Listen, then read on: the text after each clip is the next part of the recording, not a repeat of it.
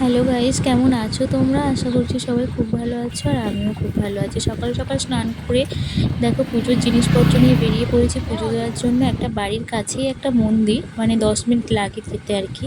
তো বাবা মার সঙ্গে সেই মন্দিরে পুজো দেবো বলে চলে এসেছি। আর এই মন্দিরটা বাড়ির কাছে হলেও খুব বেশি পুজো দেওয়া হয় না। আর এই মন্দিরটা অনেক পুরনো, কিন্তু অনেক নতুন করে তৈরি করা হয়েছে এটা।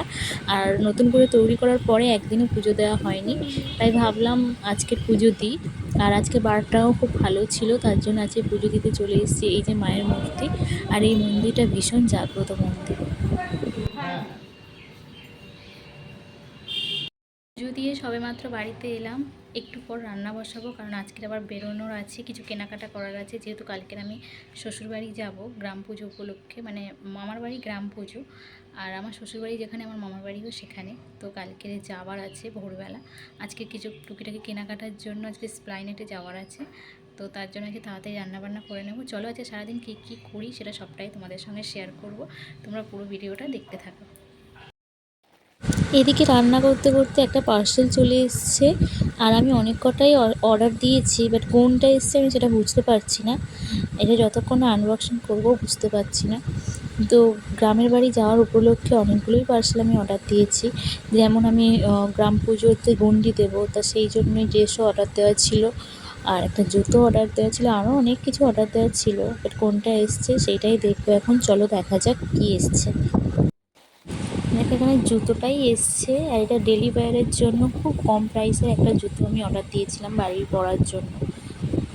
তো জুতোটার কালার যেমন ছিল তেমনই এসছে, জুতোটা ভালোই এসছে। তো আমি এর আগে মিশো থেকে আরও দুটো জুতো অর্ডার দিয়েছিলাম, বাট সেই জুতোর কোয়ালিটি খুব বাজে এসেছিলো, কয়েকদিন ইউজ করার পরেই নষ্ট হয়ে গিয়েছিলো। বাট এই জুতোটার কোয়ালিটিটাও বেশ সুন্দর। আমি আরও ভালো করে দেখে নিচ্ছিলাম যে কোথাও মানে চিট টিট ওঠা আছে কি না। তো সব দিক থেকেই পারফেক্ট ছিল, জুতোটা খুব ভালোই এসছে।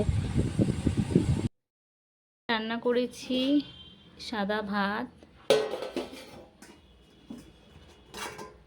এখানে আছে মাংস আর ঢ্যাঁড়স চিংড়ি দিয়ে টক। আমার আর সুরজিতের জন্য রান্না করেছি, আর বেশি বেশি করে করেছি কারণ সুরজিৎ রাতে এসেও খাবে তার জন্য। আর চিকেনটা একটু বেশি করে করেছি, ফ্রিজে রেখে যাব, কাল তো ও যাবে না, তাই আমি যাব, ও এসে খেয়ে নেবে কালকে। দেখি হাতটা কি দেবে তোমাকে এখন? ওষুধ খেতে ভালো লাগে না, ইঞ্জেকশন নিতে ভালো লাগে। এদিকে দেখো একটা বিপদ হয়ে গেছে। সুরজিৎ বাড়ি ফেরার পর ওকে মেডিসিন দোকানে নিয়ে এসেছি, কারণ দোকানে ওর হাতে একটা ছোটো পেরেক ঢুকে গিয়েছিল, তো তার জন্য ওকে টিটেনাস দেওয়াতে নিয়ে এসেছি।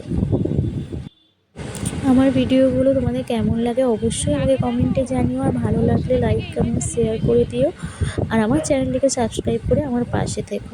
কাল যেহেতু আমি গ্রামের বাড়ি যাব, আরও খুব ভালো ভালো ব্লগ আসতে চলেছে, সমস্ত ব্লগ তোমরা দেখতে থাকো। Thanks for watching.